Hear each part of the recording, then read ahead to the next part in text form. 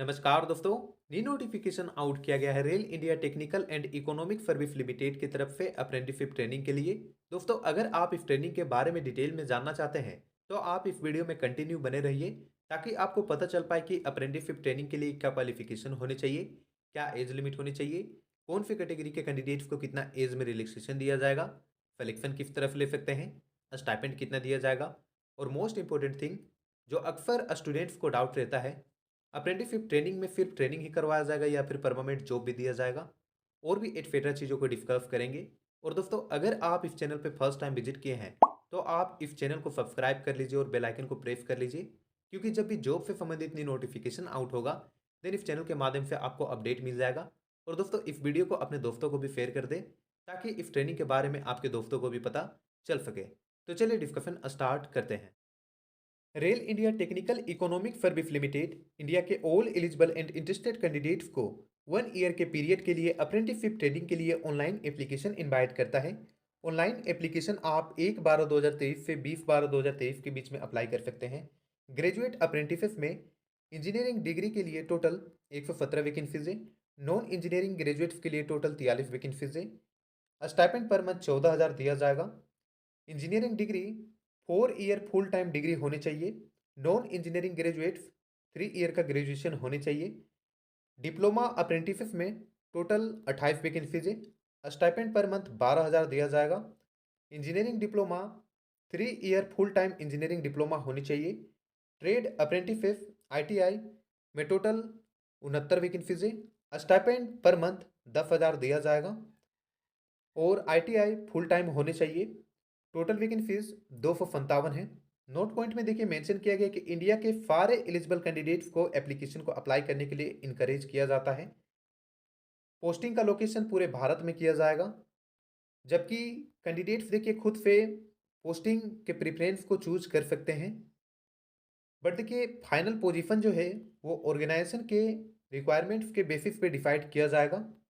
अब दोस्तों जानते हैं कि कौन से ट्रेड में कौन से कैटेगरी के कैंडिडेट्स के लिए कितने वैकेंसीज है। देखिए ग्रेजुएट इंजीनियरिंग में सिविल ब्रांच में टोटल 39 वैकेंसीज है, जिसमें SC एप्लीकेंट्स के लिए 5 वैकेंसीज है, ST एप्लीकेंट्स के लिए 2 वैकेंसीज है, OBC एप्लीकेंट्स के लिए 10 वैकेंसीज है, EWS एप्लीकेंट्स के लिए 3 वैकेंसीज है, अनरिजर्व एप्लीकेंट्स के लिए 19 वैकेंसीज है। सिमिलरली दोस्तों आप यहाँ से देख लीजिए ब्रांच वाइज कि कौन से ब्रांच में कौन से कैटेगरी के कैंडिडेट्स के लिए कितने वैकेंसीज है। ग्रेजुएट नॉन इंजीनियरिंग में टोटल 43 वैकेंसीज है, जिसमें फाइनेंस में टोटल 28 वैकेंसीज है और HR में टोटल 15 वैकेंसीज है। डिप्लोमा अप्रेंटिसेस में सिविल इंजीनियरिंग में टोटल 7 वैकेंसीज है। इलेक्ट्रिकल ब्रांच में टोटल 5 वैकेंसीज है। सिग्नल एंड टेलीकॉम में टोटल 4 वैकेंसीज है। मैकेनिकल में टोटल 11 वैकेंसीज है। केमिकल एंड मेटलर्जिकल में टोटल 1 वैकेंसी है। सिमिलरली दोस्तों आप ITI ट्रेड अप्रेंटिसेस में ब्रांच वाइज देख लीजिए कि कौन से ब्रांच में कौन से कैटेगरी के कैंडिडेट्स के लिए कितने वैकेंसीज हैं। अब दोस्तों जानते हैं सिलेक्शन प्रोसेस। देखिए इसमें सिलेक्शन जो आप मार्क्स ऑब्टेन किए हैं उसके बेसिस पे शॉर्टलिस्ट किया जाएगा। शॉर्टलिस्ट करने के बाद डॉक्यूमेंट्स वेरिफिकेशन के लिए बुलाया जाएगा। डॉक्यूमेंट्स वेरिफिकेशन के बाद फाइनल मेरिट लिस्ट तैयार किया जाएगा, और जिन भी कैंडिडेट्स का फाइनल मेरिट लिस्ट में नेम आउट होगा उन कैंडिडेट्स को अप्रेंटिसशिप ट्रेनिंग के लिए अपॉइंटमेंट लेटर सेंड किया जाएगा। देखिए इसमें किसी भी तरह का रिटन एग्जामिनेशन नहीं कंडक्ट करवाया जाएगा और ना ही इंटरव्यू कंडक्ट करवाया जाएगा। इन केस अगर दो कैंडिडेट्स का मार्क्स सेम हो जाता है, मान के चलिए कि एक फॉर वाई कैंडिडेट से दोनों का ग्रेजुएशन में 60% है, तो ऐसे केस में जिन कैंडिडेट्स का एज ज़्यादा होगा, मान के चलिए कि एक्स कैंडिडेट्स का एज हो रहा है 20 और वाई कैंडिडेट्स का एज हो रहा है 22, तो वाई कैंडिडेट्स को सेलेक्ट किया जाएगा। ओके। अब दोस्तों देखिए कम से कम जनरल और EWF कैंडिडेट्स के लिए 60% एग्रीगेट मार्क्स होने चाहिए। SC ST OBC NCL PWD category के कैंडिडेट्स के लिए कम से कम एग्रीगेट मार्क्स जो है वो 50%। होने चाहिए। ओके।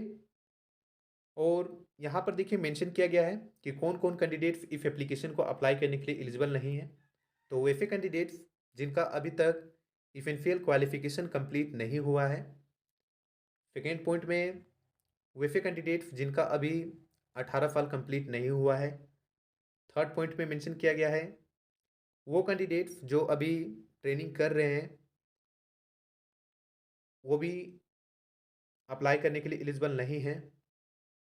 फोर्थ पॉइंट में मेंशन किया गया है जिन कैंडिडेट्स के पास 1 ईयर से ज़्यादा का जॉब का एक्सपीरियंस है वो कैंडिडेट्स भी अप्लाई करने के लिए एलिजिबल नहीं है। फिफ्थ पॉइंट को आप सिमिलरली देख लीजिए, एक नज़र डाल लीजिए। अब दोस्तों यहाँ पर मेंशन किया गया है कि आप एप्लीकेशन को किस तरह से अप्लाई कर सकते हैं। तो देखिए अगर आप फर्स्ट टाइम अप्लाई कर रहे हैं तो आपको तो फर्स्ट ऑफ ऑल रजिस्ट्रेशन करना है। रजिस्ट्रेशन करने के बाद लॉगिन करना है और जो भी डिटेल मांगा जाएगा आपको फिल करना है। ठीक है। फिलअप करने के बाद एक रजिस्ट्रेशन स्लिप आउट होगा, उसको आपको प्रिंट आउट करके रख लेना है। ठीक है। अगर आपको शॉर्टलिस्ट किया जाता है तो आपको डॉक्यूमेंट्स वेरिफिकेशन के दौरान बुलाया जाएगा। ठीक है। डॉक्यूमेंट्स वेरिफिकेशन के दौरान आपको आपके सारे ओरिजिनल डॉक्यूमेंट्स को लेके जाना है। ठीक है। सारे ओरिजिनल डॉक्यूमेंट्स को लेके जाएंगे एंड देन वेरिफिकेशन होने के बाद आपको फिर से भेज दिया जाएगा घर। ओके। अब दोस्तों देखिए यहाँ पर लिखा हुआ है सिलेक्शन प्रोसेस। तो जो मैंने आपको बताया वही सेम इसमें भी मेंशन किया गया है। जनरल इंस्ट्रक्शंस यहाँ से देख सकते हैं।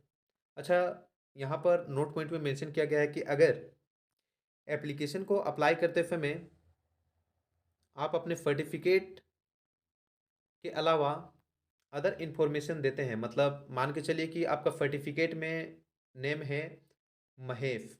ठीक है। और आप रजिस्ट्रेशन के टाइम में देते हैं मनोज, तो आपको ऐसा सिचुएशन में रिजेक्ट कर दिया जाएगा।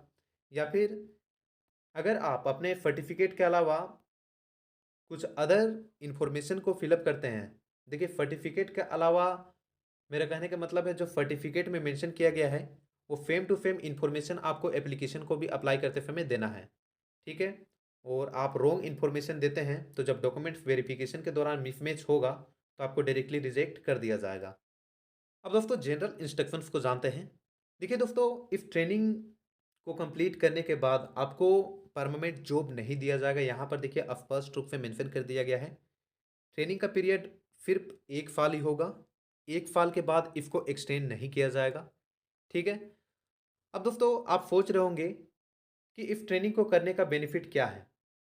तो देखिए मैं आपको एक दो पॉइंट बताता हूँ।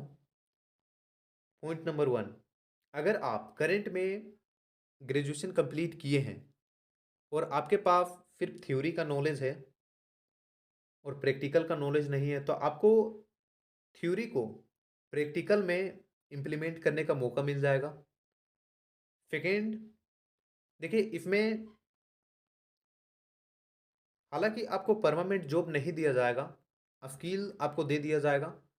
बट दोस्तों देखिए आपके पास ये जो सर्टिफिकेट रहेगा ना, कभी भी आप किसी भी प्राइवेट सेक्टर में सर्टिफिकेट दिखा करके जॉब ले सकते हैं प्राइवेट में। ठीक है। थर्ड चीज़ क्या है, जब भी वैकेंसीज रिलीज किया जाएगा रेलवेज की तरफ से तो आपके लिए वैकेंसीज रिजर्व होगा। ओके। अलग से जो कैंडिडेट्स अप्रेंटिसशिप किए हुए होंगे वैसे कैंडिडेट्स के लिए वैकेंसीज रिजर्व होगा। ओके। और जो कैंडिडेट्स फ्रेशर हैं उनके कंपैरिजन में आपको ज़्यादा प्रायोरिटी दिया जाएगा। ओके दोस्तों, तो ये बेनिफिट्स हैं। तो आई होप दोस्तों इस ट्रेनिंग के बारे में आपको क्लियर हो गया होगा। फिर भी आपको किसी भी तरह का डाउट रहता है इस ट्रेनिंग से संबंधित देन आप कमेंट करें, मैं आपके डाउट को क्लियर करने को कोशिश करूंगा। तो दोस्तों अगर आप इस ट्रेनिंग को अप्लाई करने के लिए इंटरेस्टेड हैं तो इसका लिंक आपको वीडियो के नीचे डिस्क्रिप्शन में मिल जाएगा, वहाँ पर डायरेक्टली आप इस एप्लीकेशन को अप्लाई कर सकते हैं।